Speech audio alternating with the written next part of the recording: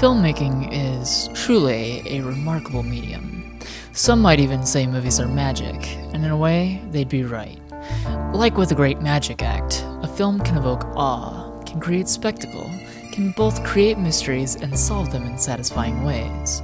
Like a great magician, a filmmaker can focus our eyes, our ears, our minds and our hearts on the impossible, the daring, the dangerous, and the amazing.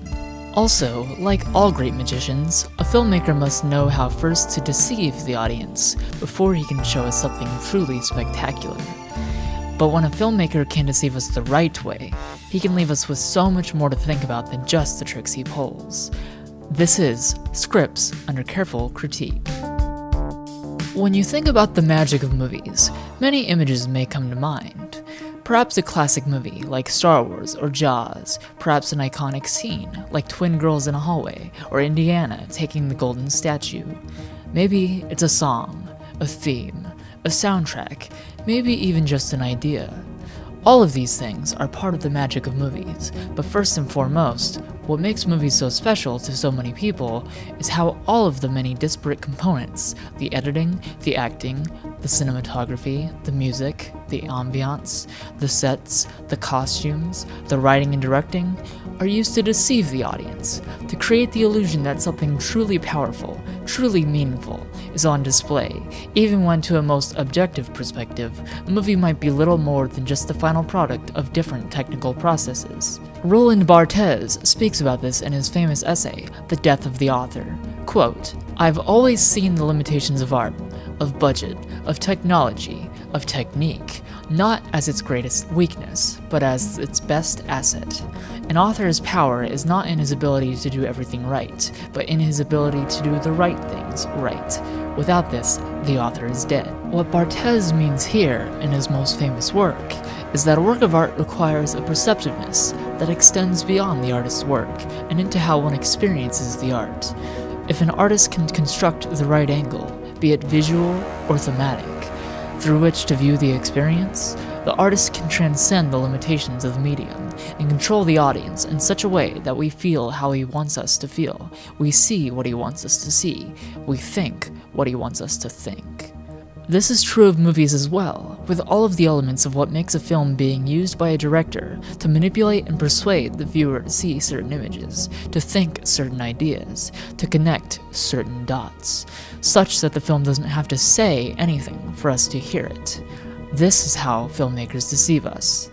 There are many great films out there that can demonstrate this concept. David Lynch's Mulholland Drive, Quentin Tarantino's Pulp Fiction, Francis Ford Coppola's The Godfather, James Cameron's Titanic. But I want to use a different film, one that most properly demonstrates the sleight of hand that filmmakers often use in order to construct a story. That film is 1987's Nuki.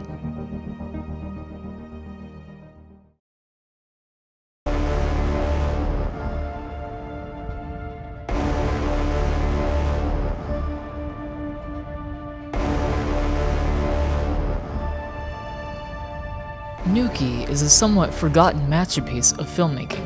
All of the variables in the equation are there. The editing, the script, the effects, the music are all used to evoke powerful emotions in the viewer and construct an idea. Like with all great filmmaking, the feelings we feel are very real, while the ideas of story, of image, of life, of death, of fantasy and adventure are little more than an illusion, but a compelling illusion nonetheless. To demonstrate how a filmmaker can so masterfully deceive, yet compel at the same time, let's look at an early scene in Nuki. What are you?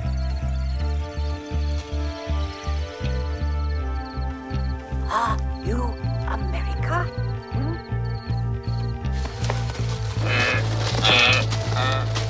Oh, I got it wrong. Did you see what I saw? Let's look at that again. After our main character, Nuki, talks to a giraffe, the giraffe runs away, frightened. This is a really fascinating technique that film theorists call stock footage. The filmmakers created the illusion that a giraffe and Nuki were in close proximity to each other. In all actuality, the filmmakers used previously filmed footage of a giraffe and edited it into the final product to deceive the audience into believing that Nuki and the giraffe were very close to each other, when in fact, Nuki's scenes were filmed separately. Brilliant. Now, let's talk about another great scene in this masterpiece of deception. Silly ding-dong. Did you hear it? The monkey talked. While the viewer is astonished at the talking monkey, the filmmakers are actually employing a really advanced editing technique known as dubbing. Dubbing is when, in post-production, the actor will record dialogue, and they'll lay the recording of the dialogue over the original footage, creating the illusion, the deception, that it's being said within the world of the film. The viewer becomes convinced that the monkey is actually talking, when the reality is filmmaking trickery. Another major feature of the film's excellent deceptiveness is in the effects for the film.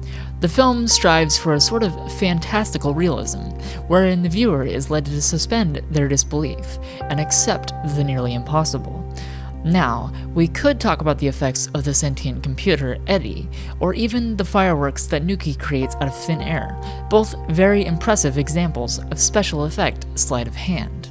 But perhaps no effect in the film is better than Nuki himself, a fantastical alien creature that could never exist within our world.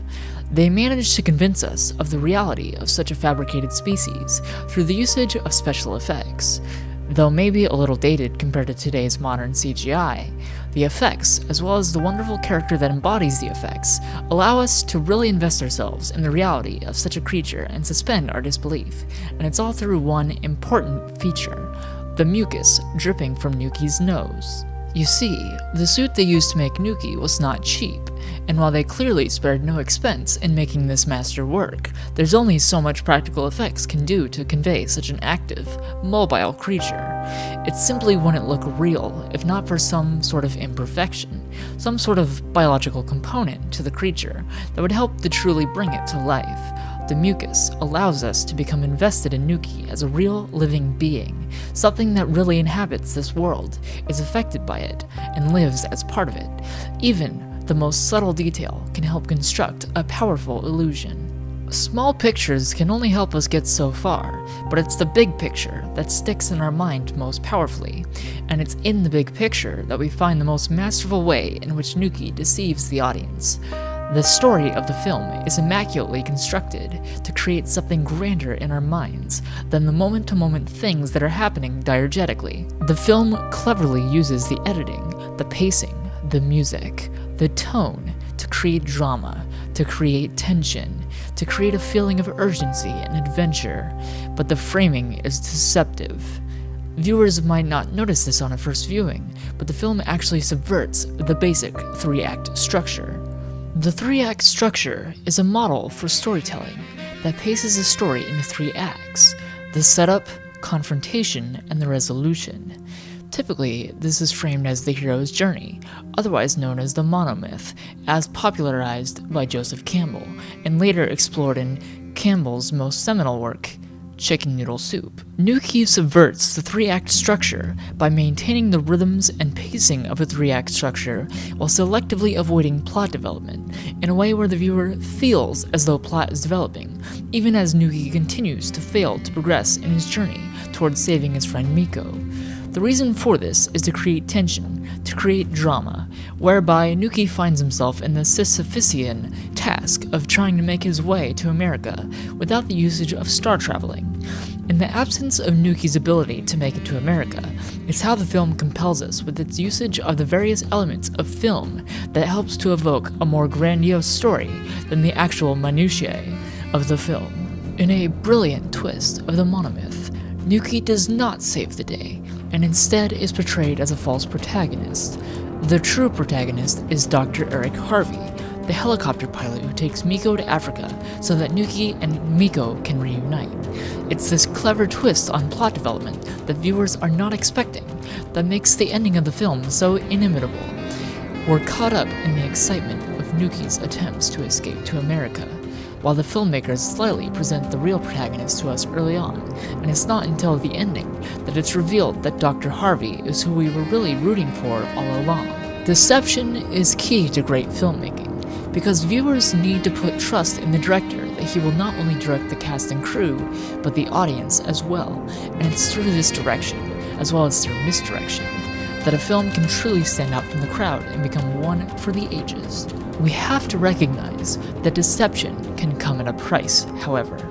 When filmmaking is used to deceive, it opens up the potential for poor framing, for misinformation, for lies, even for propaganda. An authoritative voice, such as the kind we see with the film director, may be comforting or inviting, may sound clever or deep, but we have to keep a watchful eye for those who can convince us to think and feel on their terms, and not on our own. A great creator can meet us halfway, can speak with us and to us, rather than talking down at us. A great creator knows the difference between filming and editing techniques that serve a more meaningful purpose, and one that serves to emphasize the man over the work.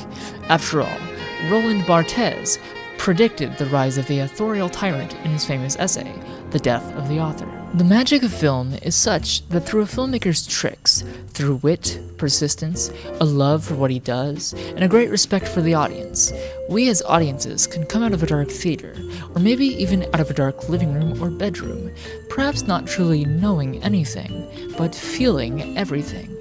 Deception is a valuable and necessary tool for capturing the hearts of us all, and one that should be used properly and safely. I believe we can all stand to learn a lesson about the clever deceptiveness that filmmakers engage with in order to affect an audience. This has been Scripts Under Careful Critique. Thank you for watching.